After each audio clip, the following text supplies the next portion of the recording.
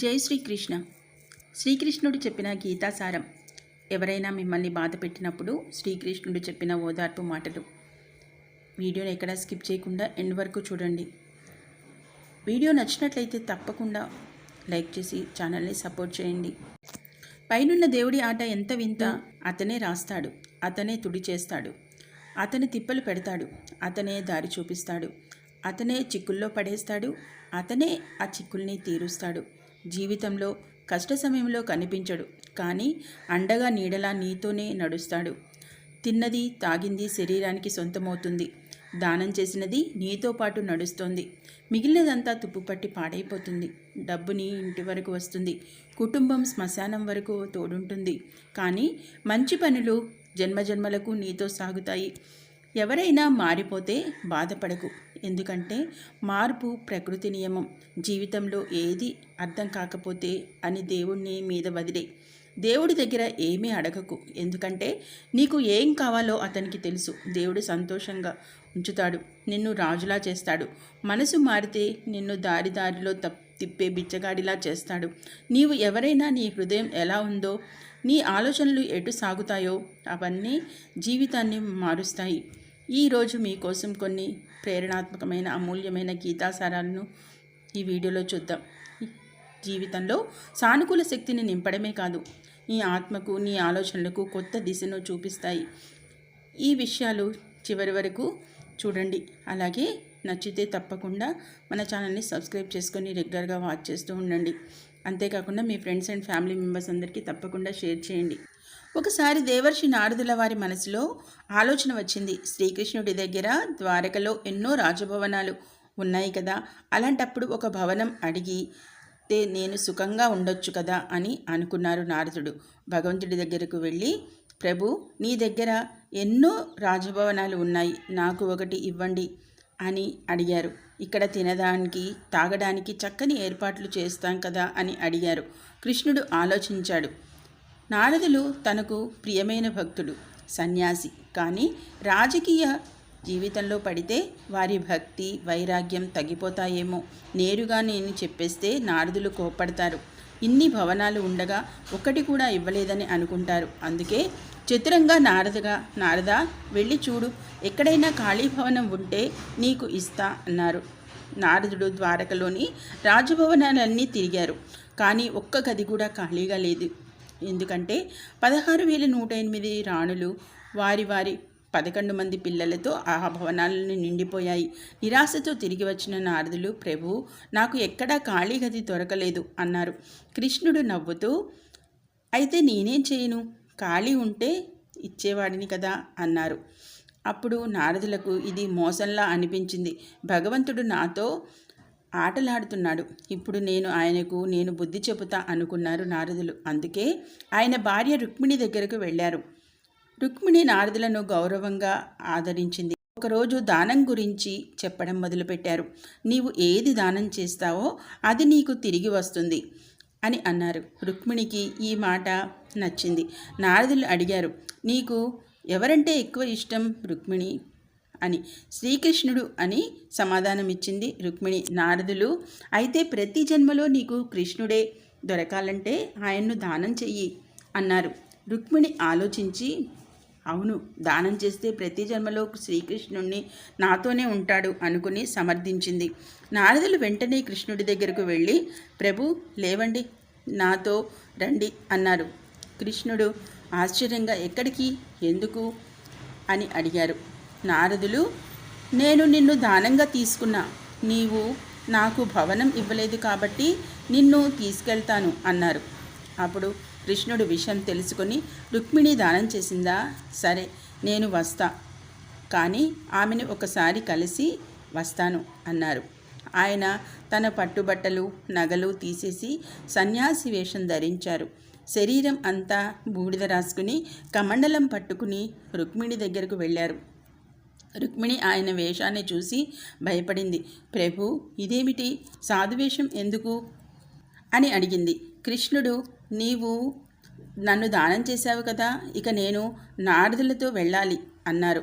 అప్పుడు రుక్మిణికి అర్థమైంది తాను భావోద్వేగంలో పొరపాటు చేశానని. ఆమె కళ్ళు చెమ్మగిల్లాయి. నేను అలా దానం చేయలేదు, నారదులు నాతో అన్యాయం చేశారు అని పశ్చాత్తాపపడింది. అంతలో సత్యభామ ఇతర రాణులు కూడా అక్కడికి చేరుకున్నారు. సత్యభామ కోపంగా, కృష్ణుడు కేవలం రుక్మిణి ఒకరివాడే కాదు కదా, మా అందరివాడు. ఆమె ఒక్కతే ఆయన్ను దానం ఎలా చేయలేదు. నారదులు చక్కగా చిక్కుగా మారబోతోంది. అయితే శ్రీకృష్ణుడు బరువుకు సమానమైన స్వర్ణం ఆభరణాలు తులదానంగా ఇస్తేనే ఈ దానం పూర్తవుతుంది అన్నారు. అప్పుడు రాణులు ఒప్పుకుని తులాదానానికి సిద్ధమయ్యారు. కృష్ణుడిని ఒక పళ్ళెంలో కూర్చోబెట్టారు. మరో పళ్ళెంలో స్వర్ణం ఆభరణాలు వజ్రాలు వేశారు. కానీ ఎంత బంగారం వేసినా శ్రీకృష్ణుడి పళ్ళెం ఎత్తుకుపోలేదు అని అన్ని ఆభరణాలు వేసినా తుల సమానం కాలేదు. నారదులు ఇప్పుడు తులాదానం కాలేదు కాబట్టి నేను కృష్ణుణ్ణి తీసుకువెళ్తాను అన్నారు.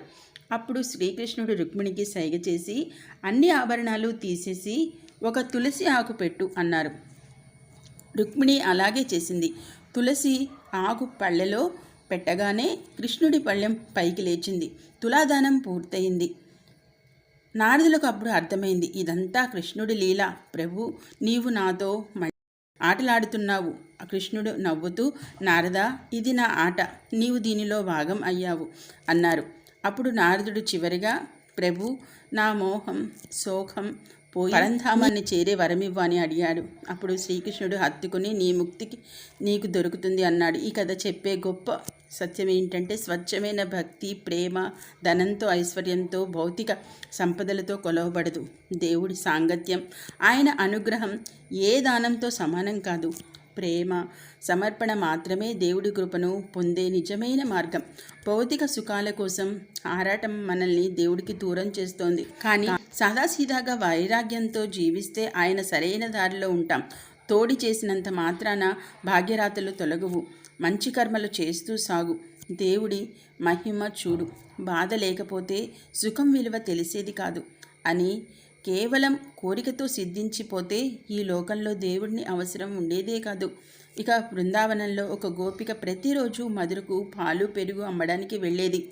ఒకరోజు బ్రెజిల్లో ఒక సాధువు కథ చెప్పడం సాగించాడు. కథ చెప్పడానికి వచ్చాడు. ఆ గోపిక కూడా ఆ కథ వినడానికి వెళ్ళింది. సాధువు దేవుడి నామం గొప్పదే అని, ఆయన నామస్మరణ చేస్తే సంకటాలు తొలగిపోతాయి, దేవుడిని భగవసాగరాన్ని దాటించగలడు, భవసాగరం దాటాలంటే దేవుడి నామాన్ని వదలద్దు అన్నాడు కదా. అయ్యాక మరుసటి రోజు గోపిక పాలు అమ్మడానికి బయలుదేరింది. దారిలో యమునా నదిని దాటాలి. యమున ఒడ్డుకు చేరిన ఆమె సాధువు మాటలు గుర్తొచ్చాయి. భవసాగరాన్ని దాటించే దేవుడి నామం ఈ చిన్న నదిని దాటించలేదా? నిష్కల్మషమైన ప్రేమతో భక్తితో దేవుడి నామం స్మరిస్తూ అడుగుపెట్టింది. యమునలో అడుగు వేసిన వెంటనే ఆమెకు నీళ్లు కాదు, భూమిపై నడుస్తున్నట్లు అనిపించింది. ఎలాంటి ఇబ్బంది లేకుండా నదిని దాటేసింది. గోపికకు ఆనందం పట్టలేనంత వచ్చింది. సాధువు చెప్పిన దారి ఎంత గొప్పదో, ఇక నుంచి నావికుడికి డబ్బులు కట్టాల్సిన పని లేదు అనుకుంది. కొన్ని రోజులు అదే విధంగా సాగిన తర్వాత సాధువు నాకు మంచి చేశాడు, ఆయనకు భోజనం పెట్టాలి అనుకుంది. మరుసటి రోజు సాధువును కలిసి, బాబా, మా ఇంటికి వచ్చి భోజనం చేయండి అని ఆహ్వానించింది. అప్పుడు సాధువు ఆహ్వానాన్ని స్వీకరించాడు. గోపిక సాధువు యమున ఒడ్డుకు చేరారు. సాధువు నావికుడిని పిలవడానికి సిద్ధమయ్యాడు. గోపిక, బాబా, నావికుడు ఎందుకు, మనం ఇలాగే యమునను దాటేయొచ్చు కదా అన్నది. అప్పుడు సాధువు ఆశ్చర్యంగా, ఏమిటి, నీళ్లలో నడిచి దాటడమా అన్నాడు. అప్పుడు గోపిక, మీరే కదా చెప్పారు దేవుడి నామము భవసాగరాన్ని దాటిస్తుందని. అప్పుడు ఈ చిన్న యమునా నదును దాటించలేదా? నేను రోజు దేవుడి నామంతోనే నది దాటుతున్నాను అన్నది. సాధువుకు నమ్మకం కలగలేదు. నీవు ముందు నడు, నేను నీ వెనక వస్తాను అన్నాడు. అప్పుడు గోపిక రోజులాగానే దేవుడి నామం స్మరిస్తూ యమునలో అడుగుపెట్టి సులువుగా దాటేసింది. సాధువు చూస్తూ ఉండిపోయాడు, కానీ నమ్మకం లేకపోయాడు. తాను నదిలో అడుగుపెట్టగానే చప్పున నీళ్లలో పడిపోయాడు. గోపిక వెనక్కి వచ్చి సాధువు చేయి పట్టుకుని, నాతో రండి అని తీసుకెళ్ళింది. ఈసారి సాధువు గోపిక చేయి పట్టుకుని నడిచాడు. నీళ్లు కాదు, భూమిపై నడుస్తున్నట్లుగా అనిపించింది. ఈ అద్భుతాన్ని చూసిన సాధువు గోపిక పాదాలపై పడి, గోపిక, నీవు ధన్యురాలివి. నీవు నిజంగా దేవుడి నామాన్ని ఆశ్రయించావు. నేను నామం గురించి చెప్పాను, కానీ నీలాంటి భక్తి నేర్చుకోలేదు అన్నాడు. సాధువు గోపిక దగ్గర నిజమైన భక్తిని, నిజమైన నామస్మరణ నేర్చుకుని దేవుడి నామం యొక్క గొప్పతనాన్ని అర్థం చేసుకుని దాన్ని నిజాయితీగా ఆచరించాడు. కాబట్టి కొన్ని క్షణాలు ఒంటరిగా కూర్చుని దేవుణ్ణి నామం తలుచుకోండి. అప్పుడు మీ హృదయంలో అద్భుతమైన శాంతి ఆవరిస్తుంది. అలాగే ఎవరైతే చింత పేరు తలుచుకుంటేనే నోట్లో నీళ్లూరినట్లు, అలాగే దేవుడి నామం తలుచుకుంటే ఆత్మకు చల్లదనం లభించకపోతుందా? అసలు అలా జరగదు. గతంలోని జీవితాన్ని గుర్తు చేసుకోవద్దు. విధిలో ఏది రాసి ఉంటే దానికి ఫిర్యాదు చేయవద్దు. ఎందుకంటే ఏది జరగాలో అది జరుగుతుంది. కాబట్టి రేపటి ఆలోచనలోని ఈ రోజు నవ్వును వృధా చేసుకోవద్దు. భయం లేని చోటికి వెళ్ళవద్దు. వినని వారికి చెప్పవద్దు. జీర్ణం కాని ఆహారం తినవద్దు. ఇక్కడి ఆచారం ఏంటంటే మనసులోని బాధను ఎవరితోనూ చెప్పకు. ప్రతి కన్నీటికి కంటిలోనే దాచుకో. అందరికీ చెప్పకు. ఇక్కడ ప్రతి ఒక్కరూ ఉప్పు చేతితో పట్టుకుని తిరుగుతారు. నీ గాయాలను అందరికీ చూపించవద్దు. నీలో లోట్లు తక్కువ, కోరికలు ఎక్కువ. ఎవరిని చూసినా బాధలోనే ఉన్నారు. దగ్గరగా చూస్తే ఇసుకతో కట్టిన ఇల్లు, దూరం నుంచి చూస్తే దానికి ఎంత గొప్ప శోభ. నీ బాధ నీలోనే ఉంచు. జనాలకు చేరితే అది తమాషా అవుతుంది. పక్షి ఒక్కొక్క గింజ తినడానికి 100 సార్లు తల వంచుతుంది. కానీ మనిషి 100 సార్లు తిన్నా దేవునికి ఒక్కసారి కూడా కృతజ్ఞత చెప్పడు. ఒక బిడ్డ తన తల్లి భుజంపై తలపెట్టి, అమ్మా, నన్ను ఎప్పటి వరకు నీ భుజంపై నిద్రపోనిస్తావు అని అడిగింది. తల్లి ప్రేమగా నిమురుతూ, జనం నన్ను తమ భుజాలపై ఎత్తనంత వరకు అన్నది. నా విధిలో ఒక బాధ కూడా ఉండేది కాదు. నా విధిని నా తల్లి రాసే హక్కు ఉంటే బజార్లో అన్నీ దొరుకుతాయి. కానీ తల్లి లాంటి స్వర్గం, తండ్రి లాంటి నీడ ఎప్పటికీ దొరకవు. మనిషి జీవితంలో ఎన్నో నేర్చుకుంటాడు, కానీ ఇతరులని ప్రేమించడం, క్షమించడం, గౌరవించడం నేర్చుకోకపోతే అతను ఏమీ నేర్చుకోలేదని అర్థం. ఇతరులకు సహాయం చేయి, దేవుడు నీకు సహాయం చేస్తాడు. ఇతరులకు శాంతినివ్వు, దేవుడు నీకు శాంతిని ప్రసాదిస్తాడు. నీవు ఏది కోరుకుంటావో ఇది ఇతరులకు ఇవ్వడం మొదలుపెట్టు. దేవుడు నీకు అనేక రెట్లు ఇస్తాడు. శరీరాన్ని ఆరోగ్యంగా ఉంచు, మనసును చల్లగా ఉంచు. కళ్ళల్లో సిగ్గు, నాలుకలో మృదుత్వం, హృదయంలో కరుణ, కోపంపై అదుపు, హృదయంలో ప్రవర్తనలో స్వచ్ఛత, పెదవులపై చిరునవ్వు ఉంచు. అప్పుడు స్వర్గానికి వెళ్ళాల్సిన అవసరం ఏముంది?